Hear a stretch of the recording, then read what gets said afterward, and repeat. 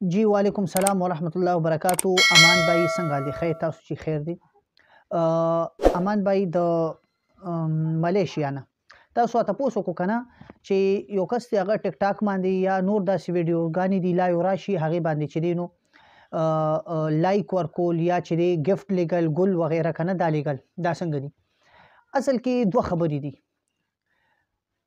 لومبنه خبره مکمل چې دی هغه ناجایز او حرام دي، او دویمه جواب کې چې دی نو هغه کې بیا دوه مسائل دي. لومبنه خبره دا ده کو حرام به هلي چې ته گیفت یا لایک ورکې کو په لایک او باندې ستا پیسې نم لګي او په گیفت باندې ستا پیسې لګي، دا دوه شیزونه چې دی په ناجایز ویډیو باندې چې دی ورکول دا ناجایز او حرام دي، غیر شرعي ویډیو چی. دویم نمبر جایز ویډیو چی.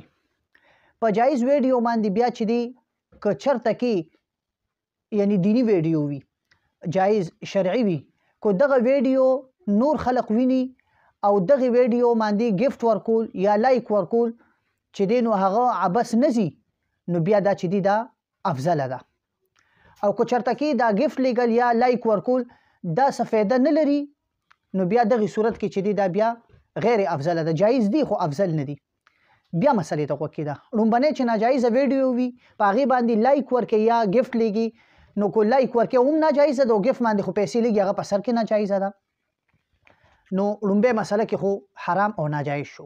دا دویمه مسله چې دی په دې کې بیا دوه مسایل دي. لومبنه مسله دا ده که چرته کې دغه ویډیو ستا دا لایک په دغه ویډیو باندې لایک ورکول فایده لري، نو دا بیا او یا گیفت لګي نو دا بیا افضل ده. او کو چرته کې په دغه ویډیو باندې ته لایک یا گیفت ورکې او دا فایده نه لري، نو جایز دی خو افضل نه ده. صحیح شو. السلام علیکم ورحمت الله. السلام علیکم. علي صاحب خیر جوړې برابرې، شیخ صاحب خیر، نور علماء کرام تاسو خیر کنه.